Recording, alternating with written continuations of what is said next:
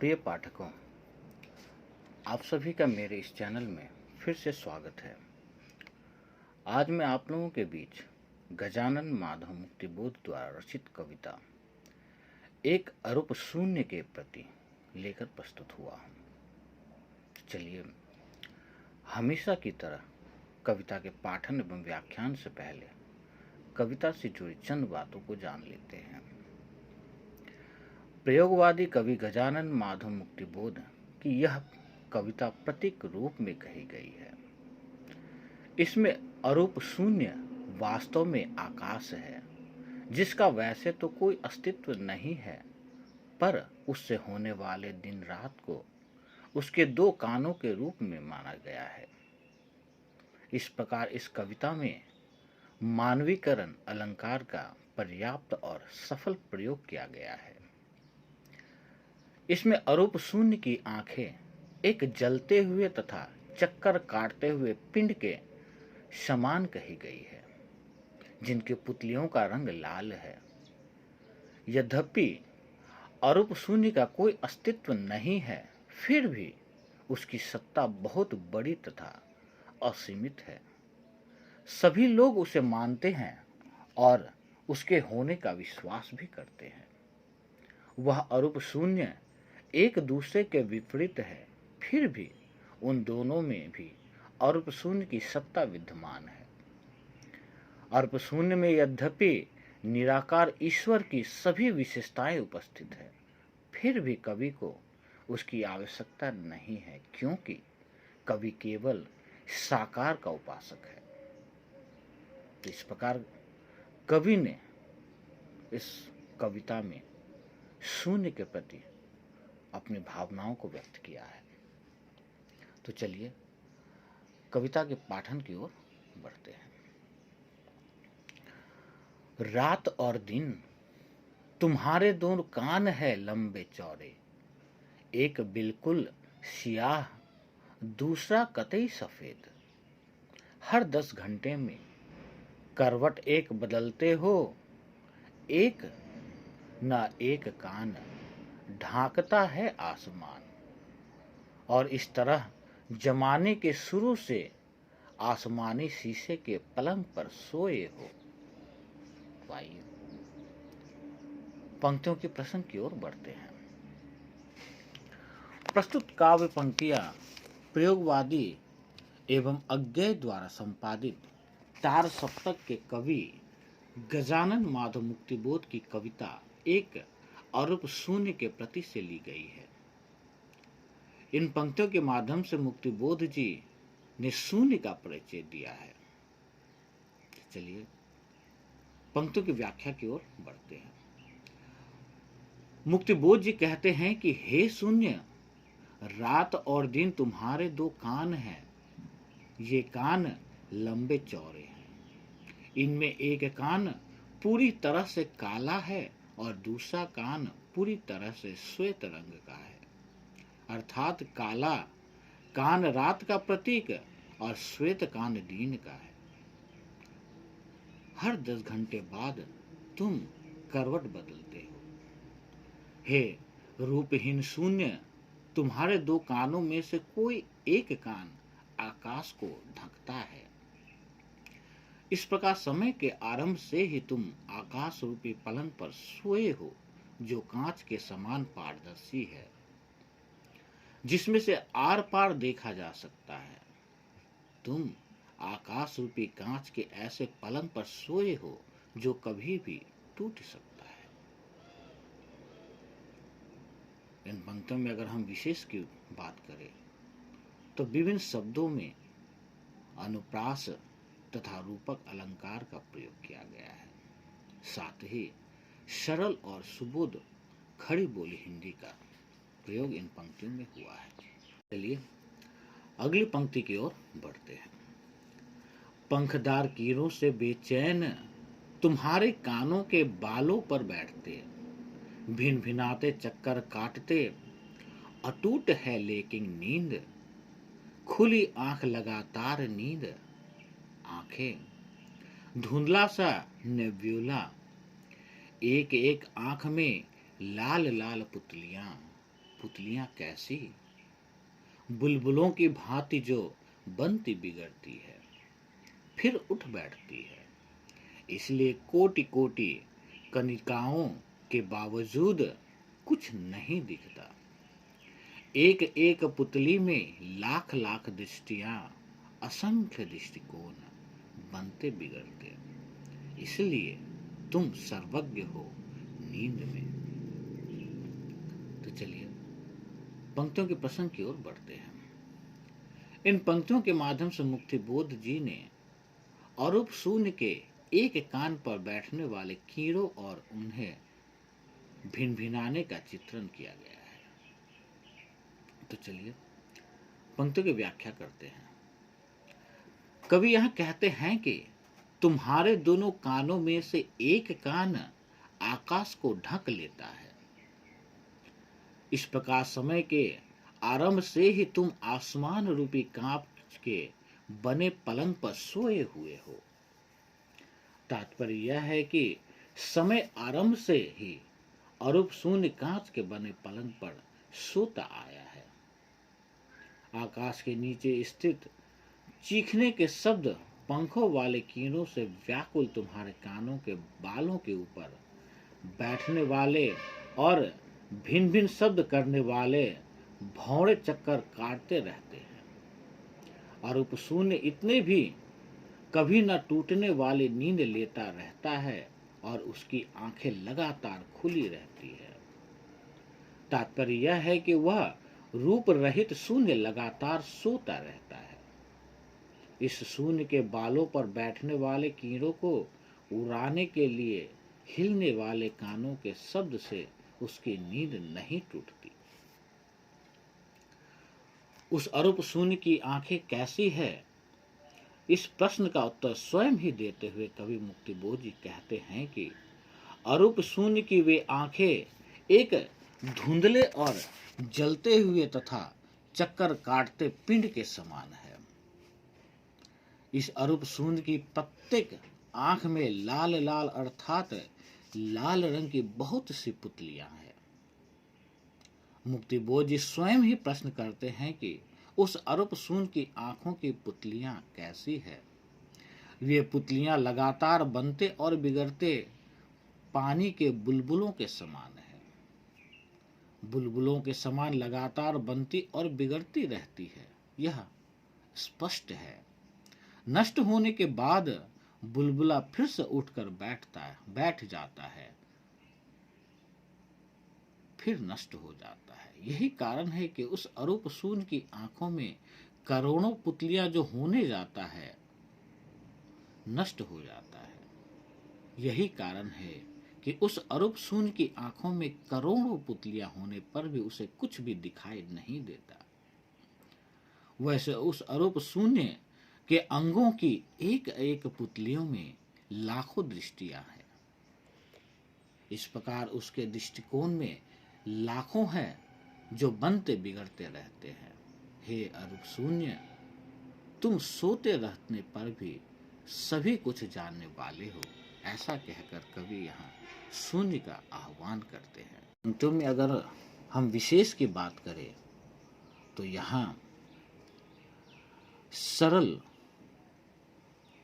खड़ी बोली हिंदी एवं संस्कृत शब्दों के तत्सम शब्दों एवं उर्दू शब्दों का भी प्रयोग किया गया है। साथ ही अलंकार की बात करें तो यहाँ अनुप्रास अलंकार, उपमा अलंकार का पूर्ण रूप से मानकीकरण किया गया है। तो चलिए अगली पंक्ति की ओर बढ़ते हैं। फिर भी यस्काय दिक्काल सम्राट तुम कुछ नहीं हो, फिर भी हो सब कुछ। काल्पनिक योग्यता की पूंछ के बालों को काटकर होठों पर मूछ लटका रखी है। ओ नटनायक, सारे जगत पर रौब तुम्हारा है। तुमसे जो इनकार करेगा वह मार खाएगा। एक और उस मूछ के हवाई बाल जब बल खाते धरती पर लहराते मंडराते चेहरों पर हमारे तो उनके चुभते हुए खुरदरे परस से खरोंच उभरती है लाल लाल।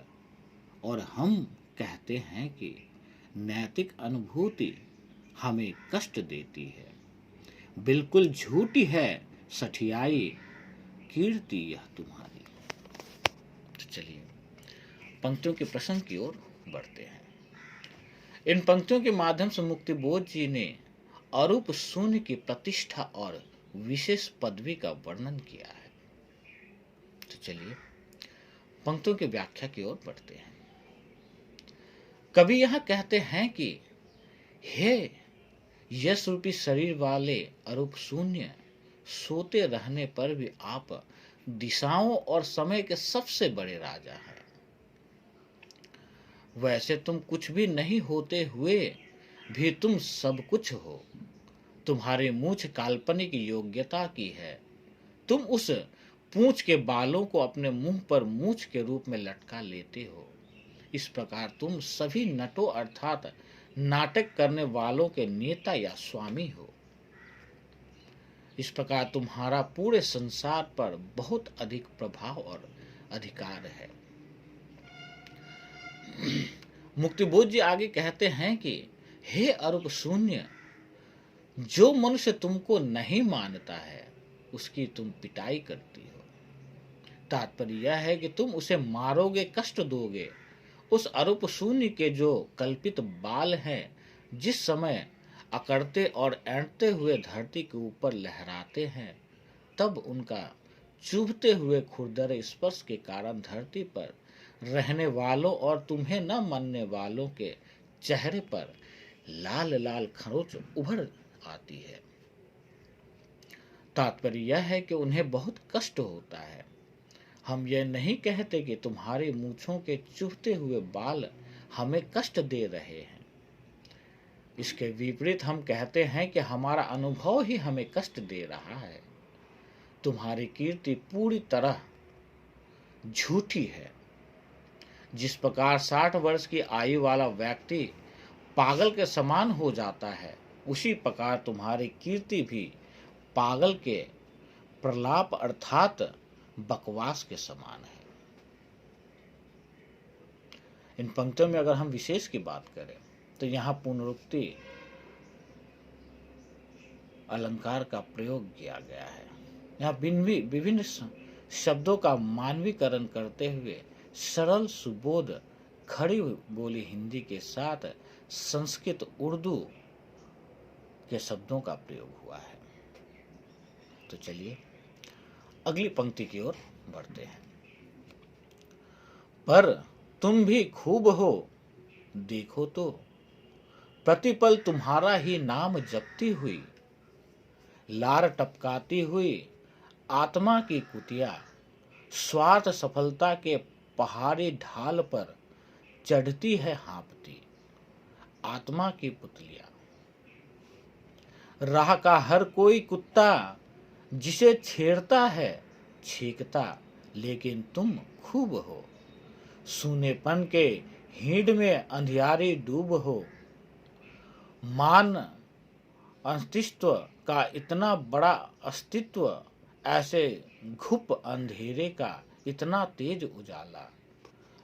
लोग बाग अनाकार ब्रह्म के सीमाहीन शून्य के बुलबुले में यात्रा करते हुए गोल गोल खोजते हैं जाने क्या। बेछोड़ सिफर के अंधेरे में बिलाबती सफर भी खूब है। ये पंक्तियों के प्रसंग की ओर बढ़ते हैं। इन पंक्तियों के द्वारा मुक्तिबोध जी ने उस अरूप शून्य की विचित्रता का वर्णन किया है। तो चलिए व्याख्या की ओर बढ़ते हैं। कवि यह कहते हैं कि हे अरूप शून्य, तुम भी विचित्र हो। इस ओर तो थोड़ा ध्यान दो। हर क्षण तुम्हारा ही नाम जपती हुई और लार टपकाती हुई आत्मा रूपी कुतिया स्वार्थ और सफलता के ढाल पर चढ़ती हुई हाँपती है। उसका स्वार्थ और सफलता पहाड़ी ढाल पर चढ़ने से हाँपता है। इसको रास्ते में जो कोई भी कुत्ता मिलता है वह इसे छेड़ता है, रोक लेता है और परेशान करता है। तुम अपनी उस कुतिया की रक्षा नहीं करते। ऐसा लगता है तुम विचित्र हो जो अपनी इस आत्मा रूपी कुतिया के शून्यपन में अंधकार की डूब में रक्षा नहीं करते हो। तुम्हें इसकी रक्षा करनी चाहिए। कवि आगे कहते हैं कि हे अरूप अर्थात रूपहीन शून्य, तुम्हारा कोई अस्तित्व अथवा सत्ता नहीं है, फिर भी तुम्हारी सत्ता बड़ी है। सभी लोग तुम्हें मानते हैं, तुम्हारे होने का विश्वास करते हैं। तुम बिल्कुल मानो अंधकार के समान हो, फिर भी तुम में इतना अधिक तेज है, इतना उजाला है कि लोग आकारहीन और सीमा रहित शून्य के बुलबुले में यात्रा करते हुए और चक्कर काटते हुए तुम्हारे खोजते ही रहते हैं। पता नहीं तुम्हारे विषय में लोग क्या खोज रहे हैं, जिसका कोई छोर अर्थात अंत नहीं है। ऐसे शून्यपन के अंधकार में और बुरे लोगों के घरों में पता नहीं लोग तुम्हें क्यों खोजते हैं और क्या खोजते हैं। इस प्रकार अगर इन पंक्तियों में हम विशेष की बात करें तो यहाँ अनुप्रास तथा पुनरुक्ति प्रकाश अलंकार का प्रयोग किया गया है। यहाँ सरल सुबोध खड़ी बोली के साथ संस्कृत के तत्सम शब्द एवं उर्दू तथा फारसी शब्दों का भी बखूबी प्रयोग हुआ है। तो चलिए अगली पंक्ति की ओर बढ़ते हैं।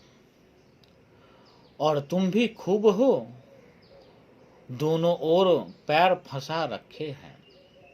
रावण और राम को खूब हंसा रखा है।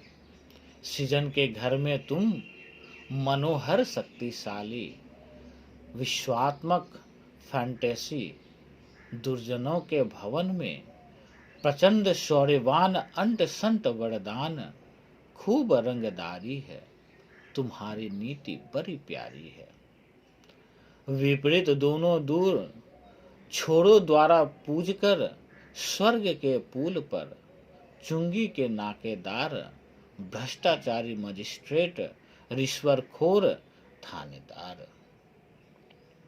तो चलिए इन पंक्तियों के प्रसंग की ओर बढ़ते हैं। मुक्तिबोध जी इन पंक्तियों के माध्यम से शून्य की विचित्रता का वर्णन राम और रावण के माध्यम से किया है। तो चलिए पंक्तियों की व्याख्या करते हैं। कवि यहाँ कहते हैं कि तुम भी विचित्र हो, तुमने अपने पैर दोनों ओर फंसा रखे हैं। तात्पर्य यह है कि तुम आपस में विरोध करने वाले दो प्रकार के लोगों से संबंध रखते हो। इसी कारण आपस में बैर करने वाले राम और रावण दोनों को बहुत अधिक पसंद किया है। तुमने अपने व्यवहार से इन दोनों राम और रावण को बहुत अधिक पसंद किया है। तुमने अपने व्यवहार से इन दोनों राम और रावण को बहुत ही हंसाया है।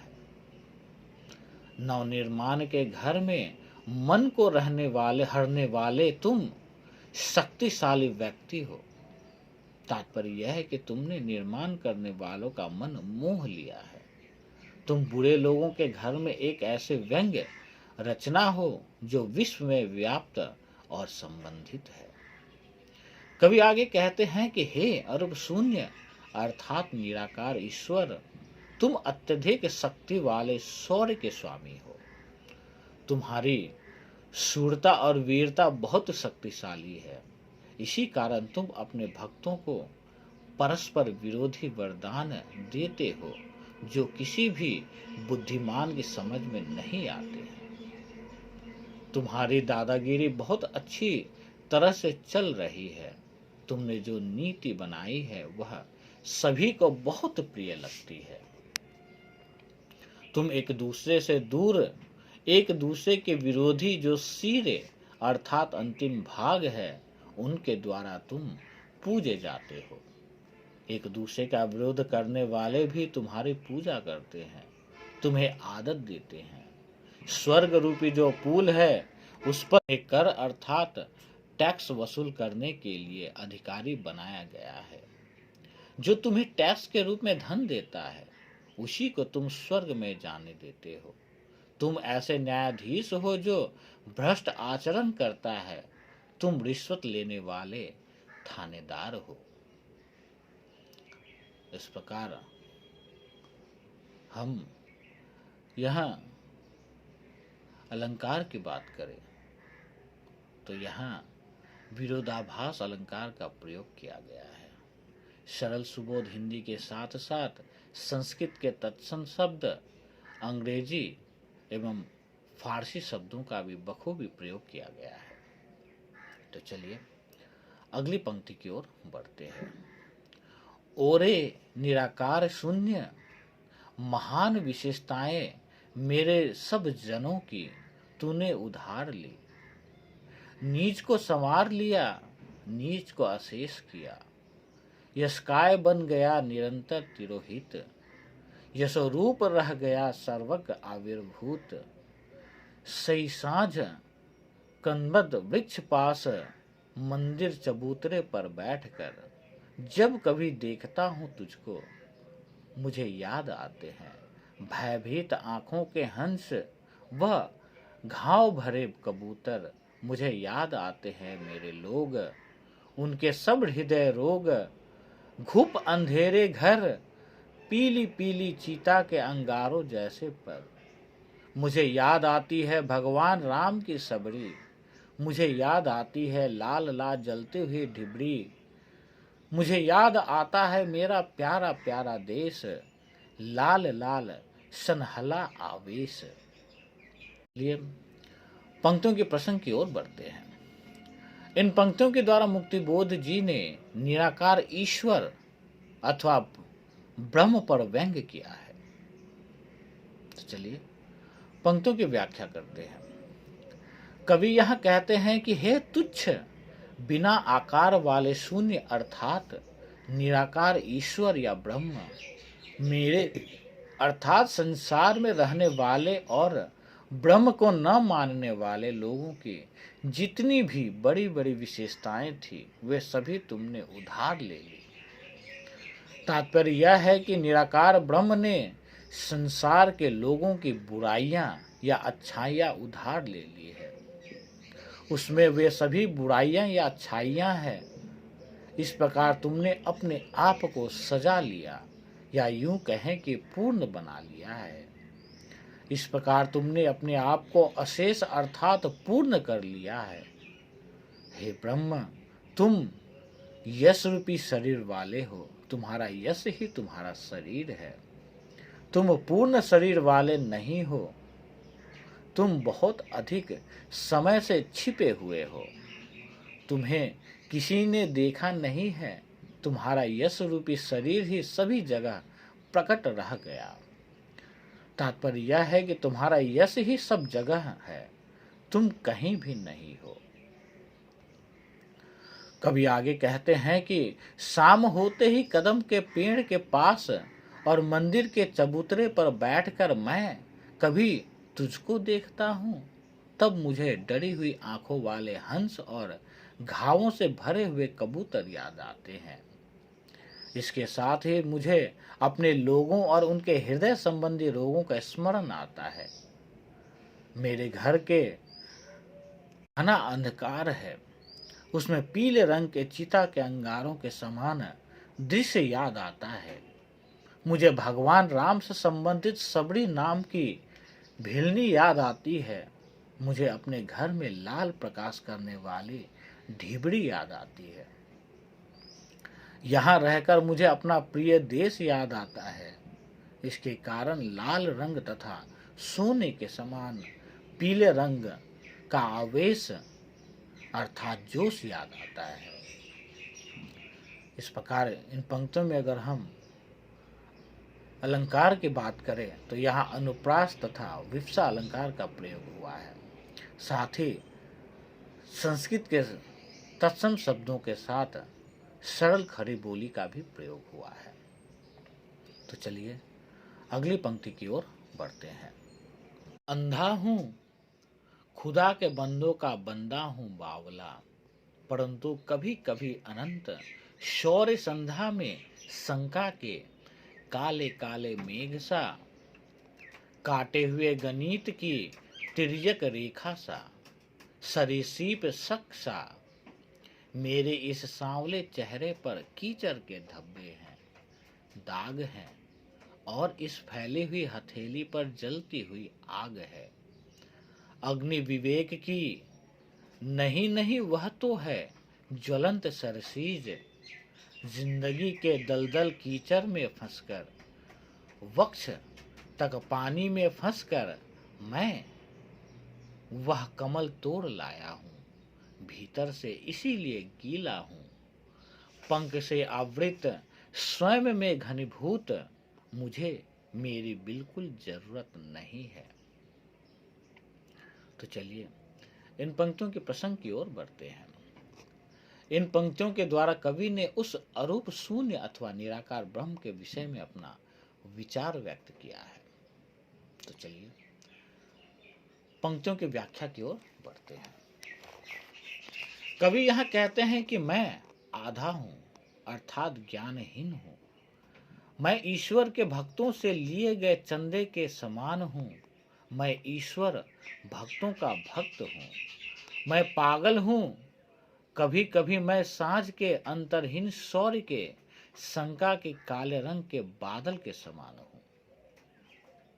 मैं उस शापित के प्रश्न के समान हूं जिसे तिरछी रेखा द्वारा काट दिया गया है। तात्पर्य यह है कि कभी कभी मैं अपने आप को व्यर्थ समझ लेता हूं। वह रेखा रेंगने वाले कीड़ों के समान जान पड़ती है। मेरे काले या हल्के काले रंग के चेहरे पर कीचड़ के हल्के दाग पड़ गए हैं। मेरी जो हथेली हुई है, फैली हुई है, उस पर जलती हुई आग है। वह आग ज्ञान की है। कवि आगे कहते हैं कि मैं जिसके विषय में बता रहा था वह अरूप शून्य जलते हुए कमल के समान है। वह जीवन के दलदल के कीचड़ में नीचे जाकर और सीने तक पानी में फंस गया है। इसी कारण मैं भीतर से गीला हो गया हूं। कीचड़ में फंसकर कमल तोड़ कर लाने के कारण मैं भी कीचड़ से गीला हो गया हूं। मैं कीचड़ से ढका होने पर अपने आप फंसा हूं। हे अरूप ब्रह्म, मुझे तेरी फिर भी आवश्यकता नहीं है। यहां विशेष की बात करें तो लिप्सा अलंकार के साथ साथ संस्कृत के तत्सम सब एवं सरल सुबोध खड़ी बोली हिंदी एवं उर्दू शब्दों का प्रयोग हुआ है। साथ ही यहाँ हम देखें तो कवि ने अपनी इस कविता में छंद, अलंकार तथा मुक्तक के जरिए बहुत ही सुंदर प्रकृति का वर्णन किया है तथा तत्सम शब्दों से युक्त खड़ी बोली हिंदी एवं कहीं कहीं उर्दू, फारसी, साथ ही अंग्रेजी शब्दों का भी प्रयोग करते हुए अपनी इस कविता को बहुत ही सुंदरता के साथ पिरोया है। इस प्रकार हम देख सकते हैं कि इस शून्य में परम ब्रह्म के बारे में किस प्रकार से जो है कवि ने यहाँ चरितार्थ किया है। इसके साथ ही मैं आशा करता हूँ कि मेरा आज का यह व्याख्यान आप लोगों के लिए सार्थक सिद्ध हो। आज के लिए इतना ही। धन्यवाद।